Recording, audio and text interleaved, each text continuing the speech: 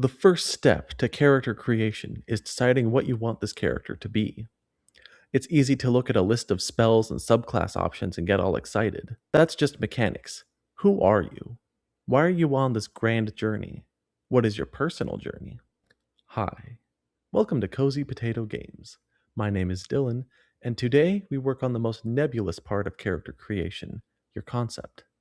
We'll also be talking about races, because for me, a big part of my character concepts is the character's appearance.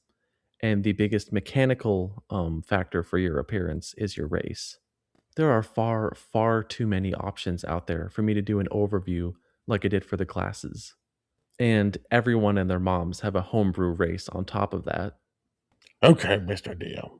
I have here my super original, ultra powerful, half demon, half angel, elven genasi of the four elements, who's awesome at everything, and they will single handedly save the whole world. And I don't like the arbitrary limitations in Elder Scrolls, so I want them to be a vampire and a werewolf at the same time. Yeah, don't be that guy. And while I primarily focus on 5th edition for this channel, I want this to be as general as possible. 5th, 5.5, Pathfinder, Lancer, and beyond. So let's dive into it. Quick tangent. I think it's funny that 5.5 wanted to change the word race. I understand why they would want to move away from that world and some of the real world connotations that could come with it, but species, while technically correct, feels to me like a step in the wrong direction. That's a point I'll give to Pathfinder. Nah, Pathfinder. A gentleman's game, using the superior word. Elegant, dignified, informative, the ancestry. Anyway, for this video, I'll be using ancestry and race interchangeably. I'm using both of those mostly because I think species is the dumbest word you could choose. It's so cold and, I don't know, scientific for my fairy tale fantasy game. Sue me.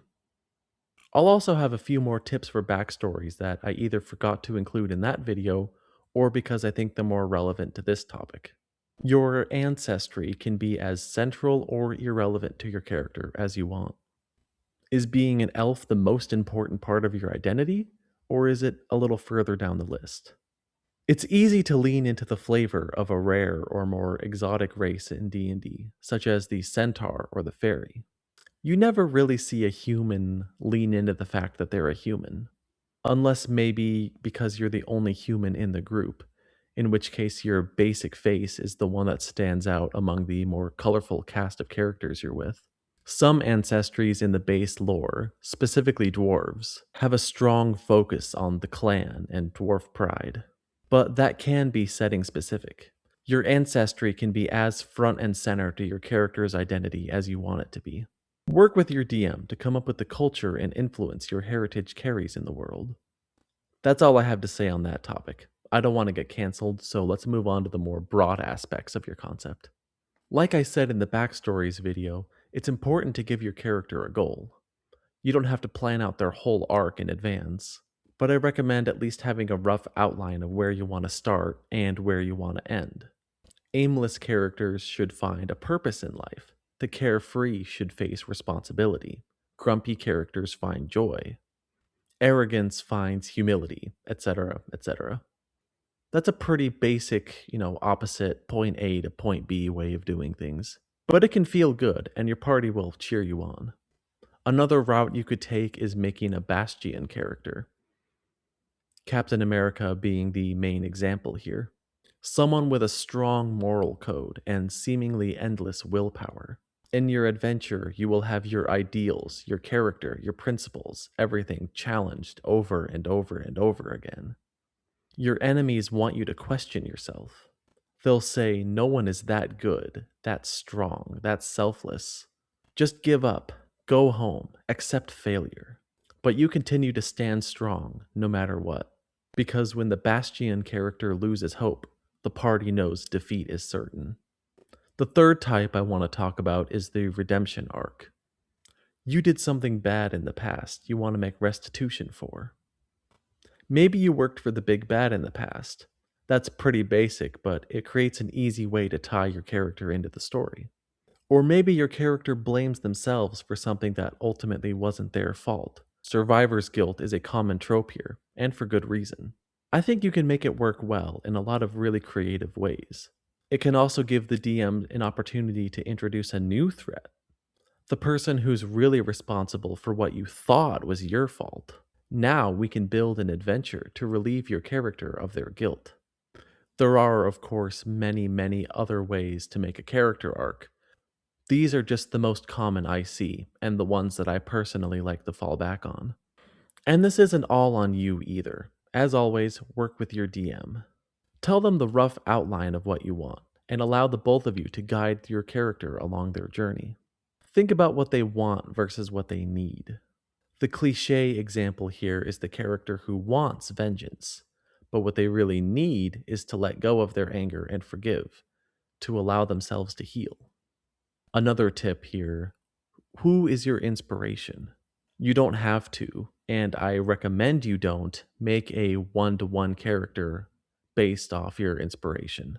Don't make a one-to-one replica of your favorite character into D&D. You can draw inspiration from Batman, but please don't just make Batman.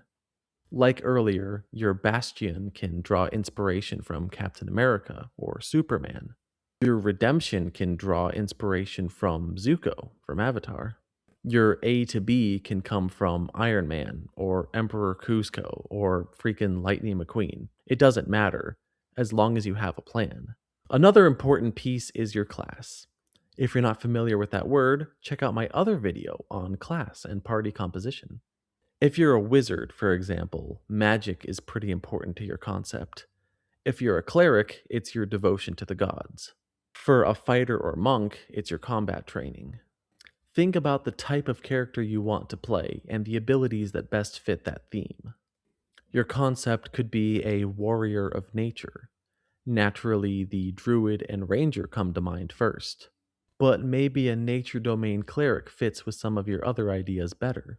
Maybe you'll settle on an Oath of the Ancients paladin or a Feywild warlock. You could disconnect nature mechanically from your character altogether and just play a barbarian who really likes being outside. You could want a theme of darkness and shadow. Obviously, the shadow monk and sorcerer come to mind. But maybe you wind up playing an assassin rogue who fights from the shadows but doesn't have any actual magical power over them. Your concept will hopefully inform your backstory as well. If your concept is a member of royalty, fleeing from home because of a coup, your backstory should explain what happened, and hopefully include who led the coup, so we can make a quest out of it for the campaign. Everything ties together. No piece of your character should feel separate or tacked on just because. I think creation starts with the concept. But because the concept includes ancestry, class, and background, you need all the pieces to come together at once. That's why I made this video last. I haven't dwelled too much on mechanical character creation, the skills, the stats, and the spells and whatnot, because all of that can vary from game to game. Again, I want these videos to have D&D in mind, but be applicable to any RPG.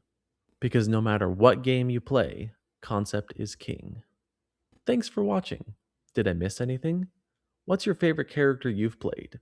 Did you start out with a concept for them, or just sort of make it up as you went along? Feel free to comment your questions and requests for future topics. Like the video if you liked it, and subscribe for more. And until then, we'll see you next time. Bye-bye.